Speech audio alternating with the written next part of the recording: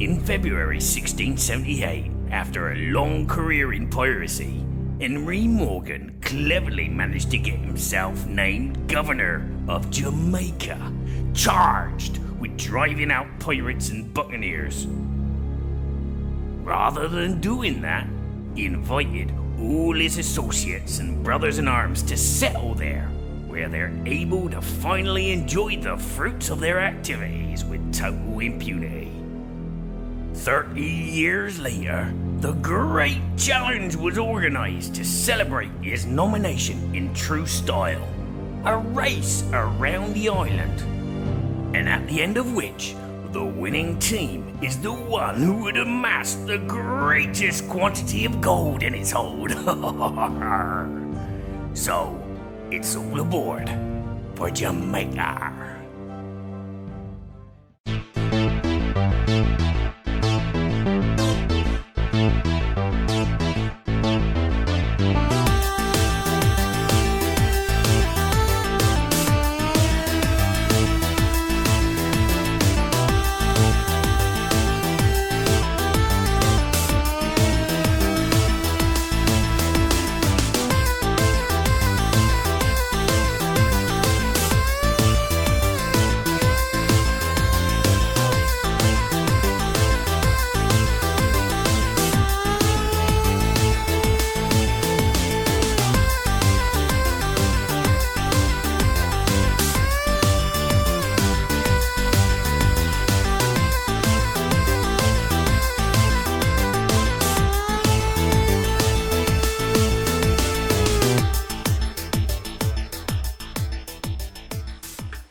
Let's start by opening the box. Look at this.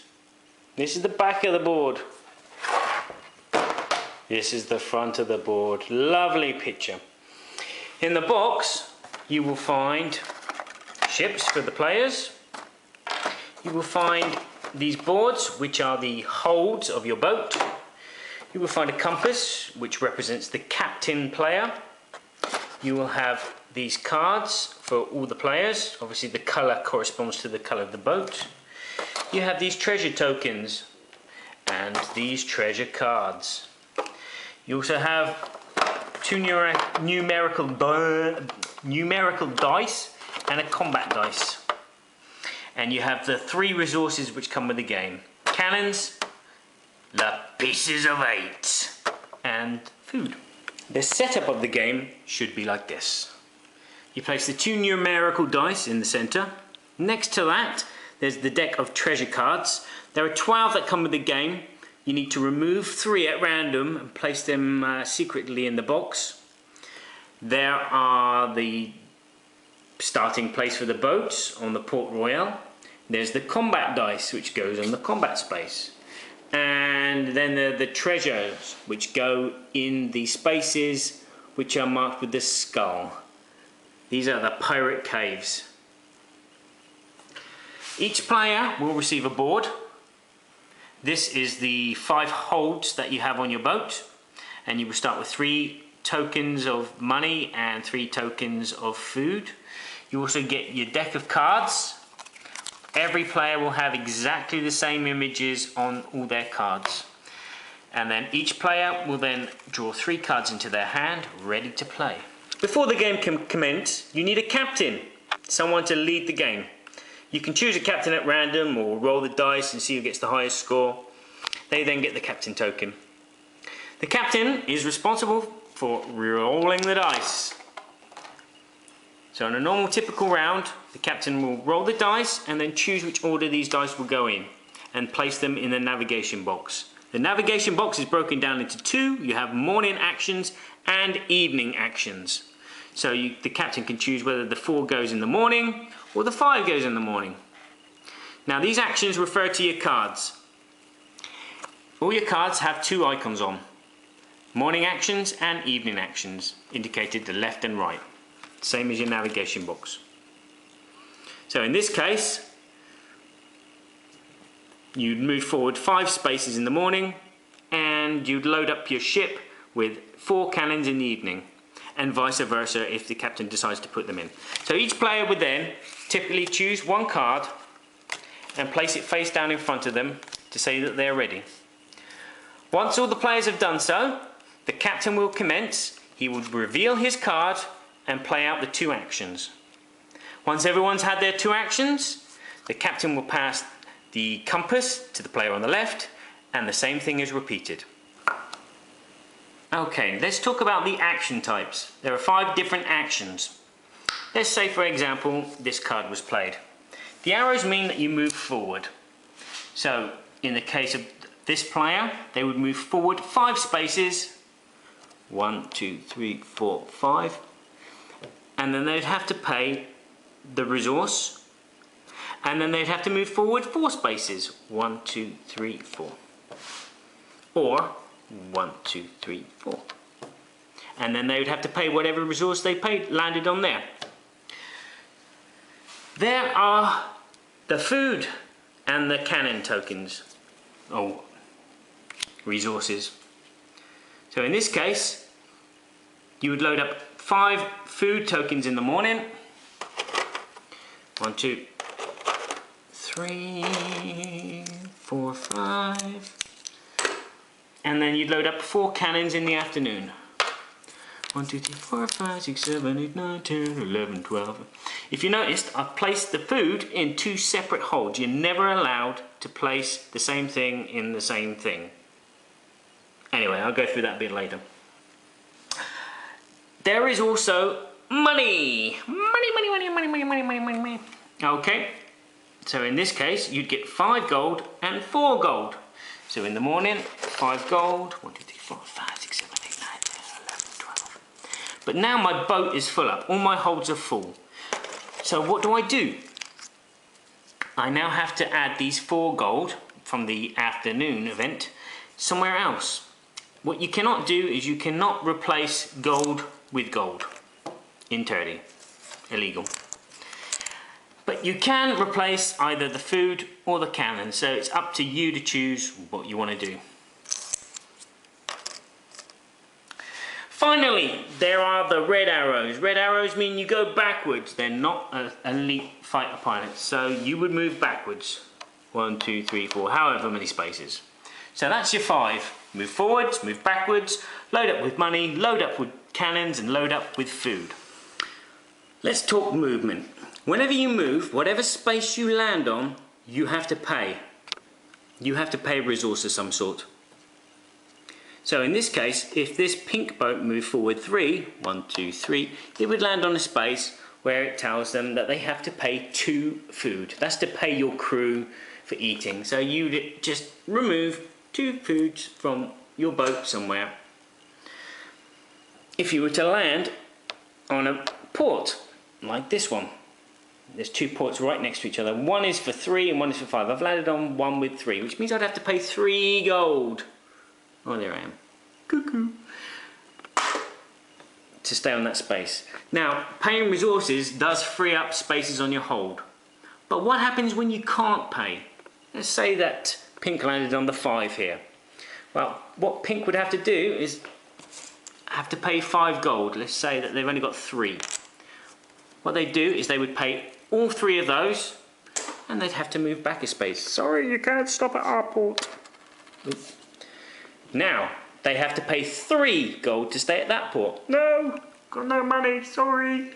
So they'd have to move back again. And this will continue until you can either pay or you land on a free parking. Beep, beep. This is a free parking.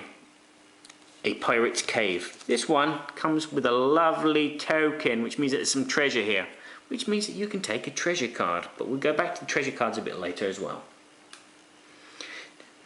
So you've got free parking, you've got not free parking, and you've got pay your crew, well, feed your crew, because otherwise they're going to starve to death. And they all come in different amounts of payments. Okay, let's move on to combat. When does combat happen? Well, combat happens when a player lands on a space occupied by another player. So the player who moved would first have to pay the resource cost, and then have to fight whoever it was. If there was more than one person, they can choose who they want to fight. But if you ever stay on a space where there is another player, you have to fight. That's where the combat dice comes into play, and the cannons.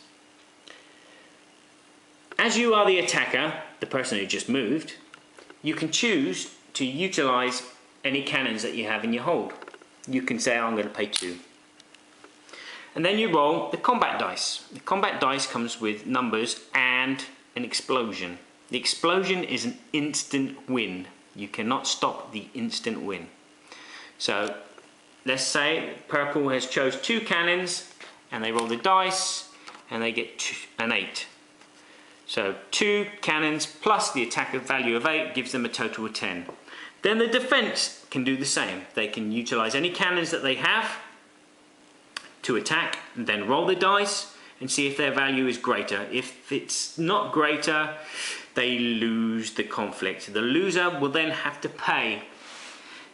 Pay what? Well, basically the winner can take one of the holds of the boat of their victor. So I could take the 3 food, or I could take the 2 cannons. Or if there was any treasure chests, you can take them. Also, you can give treasure chests. I'll go through that in a second as well. The treasure cards come in a variety of flavours. You have this one, which gives you +3. And this one gives you +7, +5, +3, +5. But you also have cursed treasure, which give you a negative result, which is useful. As I said, if you go into a fight and you win, you can give away a negative cursed treasure. But if you win, you can take someone else's treasure. Now, there are 4 special powered cards in the treasure deck. There is the extra hold, which gives you 6 holds instead of 5. Again, that can be stolen from you or won from you in combat. You also have the map, which gives you an extra card in your hand, which means you can have 4 cards each round. There's this sword, which lets you re-roll a dice. Now, when I say that, I don't mean you can re-roll a dice. When you go into combat, you can choose whether you or the person you are attacking or defending against has to re-roll, but you can only choose one or the other. You can't re-roll your dice and then ask your opponent to re-roll theirs. So that can be very handy. And then there's the cannon, which just gives you an immediate +2 to your attack score. So let's talk about how the end of game works. Basically, when someone crosses the line, that indicates that the last round has been played. So let's say purple move forward, 1, 2, 3, 4, 5. They have finished the game. Any actions that they've got left, they do not play. But the other players can play their actions, and once everyone has played their card in their actions, that's when the scoring starts. Scoring! Yeah, you don't get to win just for crossing the line first. You get scored. You get scored on these numbers which are on the boxes here. So if you were the first one on the line, you'd get 15 points. Anywhere behind this red line gets a -5 points. Sorry, green. Right, so yeah, so he's got 15 points. But that's not the end of the game. Don't forget, you got these treasure cards here. Some of them are positive, some of them are negative. You count them up as well. Also, any gold that you've still got on your boat will be counted at 1 point per piece. So there is lots of extra points to be won, picked up, stolen, whatever. Obviously, the person that wins is the winner, and they win by having the most points. Okay, Jamaica. For 2 to 6 players, I did not go over the 2-player variant, which involves a mechanical ghost ship, which just moves the 2 dice, and if it's in front it goes backwards, if it's behind it goes forwards. Obviously it's someone you can attack, it's someone that can steal your money, and it just makes the game a bit more interesting for just 2 players, because otherwise 2 players is just stagnates. Very good with 6 players, very good with 5 players, very good for 4 players, and very good with 3 players. It's a family game. It's a family game. It doesn't last very long. It is the old roll and move mechanic, but with the cards it becomes interesting. You've got choice. It's not roll, move, roll, move, roll, move. Oh, snakes and ladders style. You've got the cards. You can choose.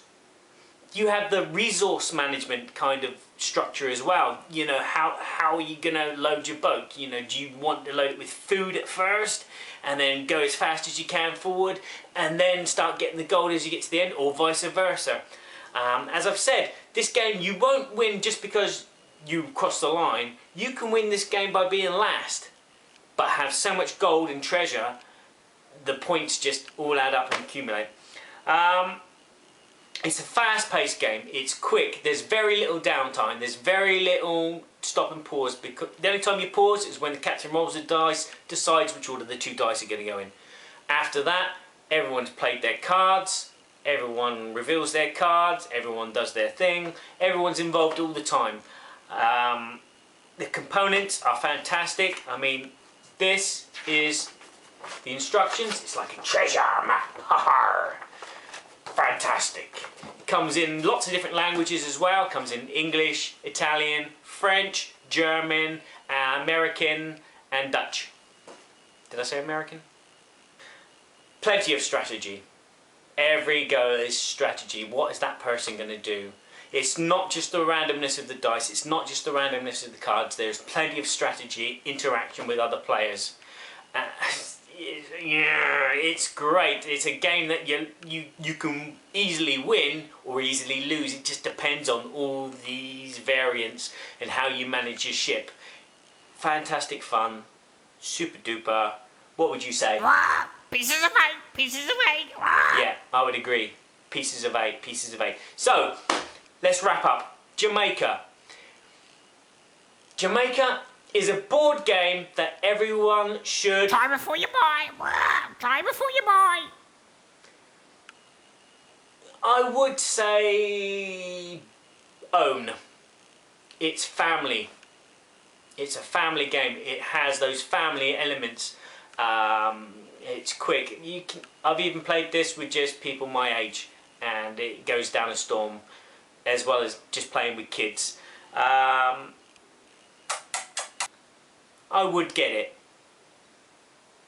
I would get it. It's definitely a Monopoly replacement. And whatever you do, do it well. And don't forget to shut that door!